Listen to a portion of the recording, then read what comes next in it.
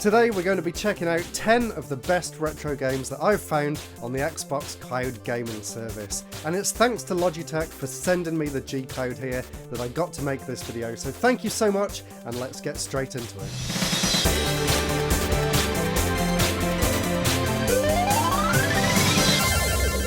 So top of my list here we have Quake, which is a fantastic follow-up to the original Doom. It plays really great in the cloud too, and it's such a fast and fun game, so I was very happy to see it on the Xbox Cloud as part of the games on the service. Back when the game came out on PC in 1996, it actually got an average review score of 94 out of 100, which is just incredible, and the game actually holds up really well today too.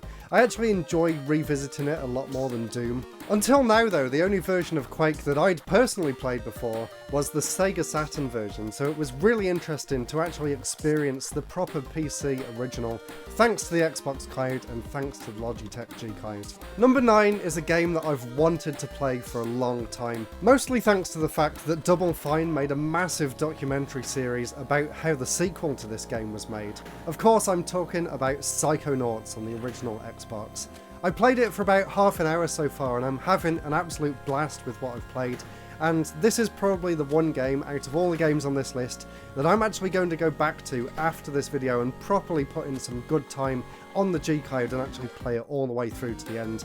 I was also really excited to see that Psychonauts 2 is also on the Xbox Cloud service, so I can't wait to check that one out as well. And then I can finally watch the documentary series that I've been saving for so many years until I finally get around to playing the full game.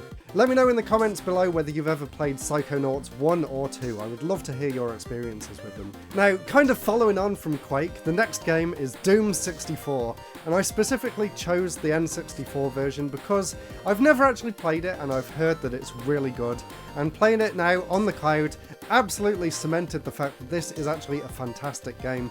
It plays a lot more similarly to Quake than I was expecting actually. It's very fast paced. I love the fact that it's like in full 3D now. It doesn't feel old-fashioned in a way, it feels quite modern. They did update the controls slightly to use the analog triggers and things, and you know, you can aim with the C-stick rather than using the buttons like on the N64, so there's a few modern improvements with this version of the game, but I really enjoyed what I played and I can't wait to go back and play more as well. And thanks to this I've actually added the N64 one to my wish list, so maybe in a future pickups video you'll see me holding the N64 version of Doom as well, because I would love to try and get the original after playing it on the cloud.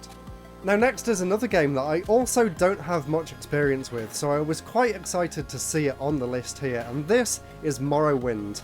I've never been a massive fan of the Elder Scrolls series, so I was really curious to see whether it would be easy for me to jump into one of the older games in the series, and I have to say, I played it for about an hour last night in bed, and honestly, I think it's perfectly fine, it's perfectly playable, and it has some really interesting ideas. I love the way that you make your character at the start of the game as you're going through these different buildings and signing all the paperwork and things. I just thought it was a genius way to introduce the game and to introduce your character without it just being a screen full of menus, and I'm sure the game opens up into a massive expansive world. I've heard that it's one of the best games that Bethesda's ever made, and I can see why, honestly. I would love to try and play more, but I don't know where I'm going to find the time to properly get into this one. So again, let me know down in the comments below whether you've got more experience of Morrowind than I have, and let me know whether you think I should try and go back to it.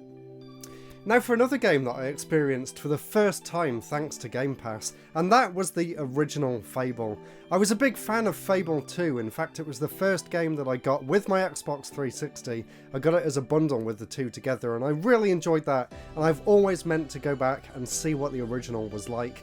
And I have to say, from what I've played so far, it seems like a really well made game. Of course this was the remastered, remixed version, whatever you want to call it, so I think there's been some slight improvements with the graphics and the animation, but the game as a whole still feels like it's a really well put together game, and it really goes to show that the team at Lionhead really put a lot of thought and attention to detail into what they wanted this series to be right from the very first game. Like some of the moral choices that you get into, yes, they're a little bit heavy-handed, but I think that it is a really compelling idea, and I'm glad that they carried that series forward, and it's great that there's going to be a new one too. Now this next one is a true classic, and I've actually become more invested in this series thanks to something that happened a few years ago when my friend made this game for the original Game Boy called Super Jetpack DX, and the game that I'm showing is the original Jetpack and JetPak Reloaded, both by Rare and both part of the same collection. And both versions of that game just play really well. It's such a timeless idea for a game that I really don't think you could mess up Jetpack, and Rare did a great job bringing it back into the 21st century. Although, if I am being completely honest, I did actually prefer the original ZX Spectrum version over the 360 remake, so I don't know whether that's just because I'm a retro gamer and I just enjoy the classics, or whether it's because I've got so used to playing it on the Game Boy thanks to Krang's amazing conversion here, that I kind of gravitate to that 8-bit style for this game. But I just loved being able to go back and experience that ZX Spectrum original, and it's such a good game. It honestly is one of my favourite arcade style games of all time.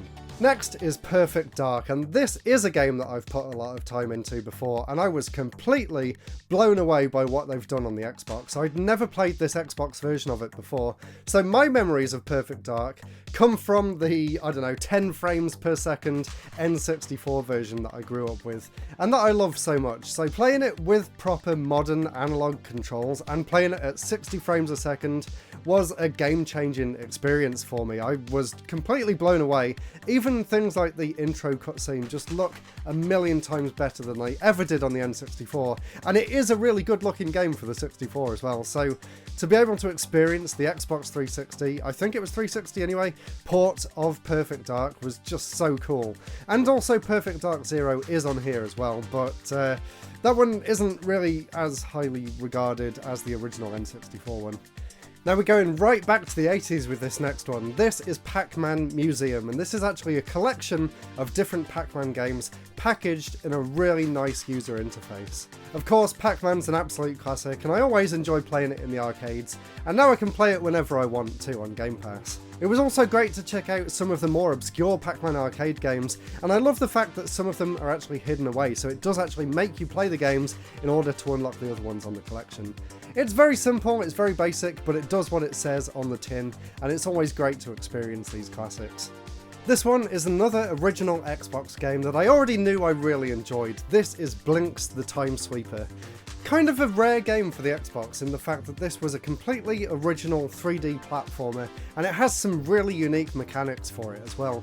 The title kind of gives it away, but basically this game allows you to control time, which is a fascinating concept in and of itself, but the way it's actually executed in the game is kind of strange. You have to go around and collect different gems, but you actually only get the ability to affect time if you collect 3 of the same colour gem in a set of 5, and then you get an extra time thing added to your bar at the bottom. So for example, if you collect 3 blue gems, then you've got the ability to freeze time or pause time, I guess, and then you can use that to freeze an enemy in place and then attack them.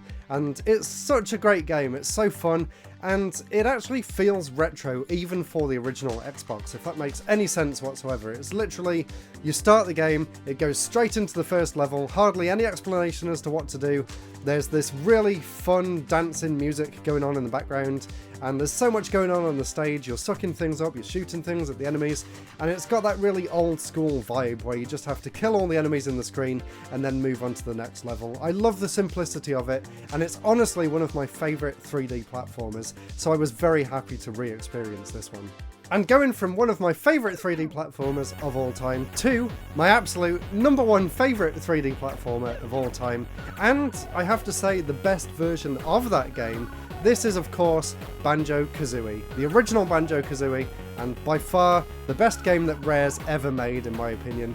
And again, like Perfect Dark, I'd never actually played the Xbox version of this before. I've only ever enjoyed and experienced the N64 version, so imagine my surprise when I came to this, and first of all it's in 16:9 widescreen, which on its own is really cool. It's also got a higher resolution than the N64 game, and most importantly the draw distance is actually improved as well, so you can actually see the music notes further off into the distance, which makes a huge difference when you're scouring the level from above to try and find everything to 100% the stage. I was super engrossed in playing this on the G Cloud as well. It controls perfectly. I couldn't notice any input lag or anything. I think because I've got great internet, I really don't have to worry about that. So I was just so happy to experience this classic game in quite possibly the best way to play it as well, which is the Xbox version of the games. And if you've never played it before, please take my advice and play Banjo Kazooie. It is honestly still an incredible game to this day. It holds up so well.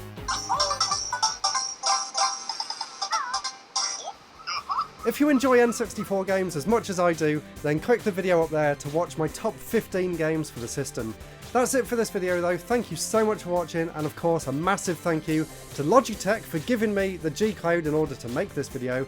I am really enjoying the console, by the way, as well. And if you want to see more about this in the future, I do have another video planned, so subscribe to see that, and I'll see you all again very soon. Goodbye.